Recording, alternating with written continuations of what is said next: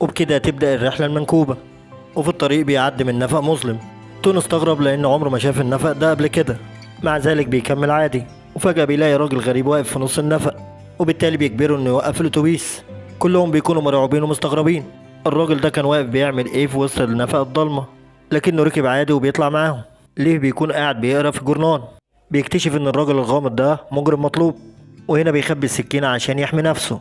كان في 2 ستات في الأتوبيس، سارة عارضة أزياء طموحة، وجيني ست حامل. أما بين الأطفال كانوا موجودين 2 توأم، بارك وفن. لكن أخو فن واضح إنه مصاب بالتوحد، لكن أخته موجودة دايما عشان تاخد بالها منه.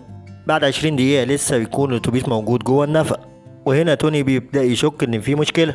هو عارف إن المفروض إن أطول نفق في المدينة طوله 11 كيلو بس، ما بياخدش أكتر من 10 دقايق. وقف وقرر إنه يلف ويرجع.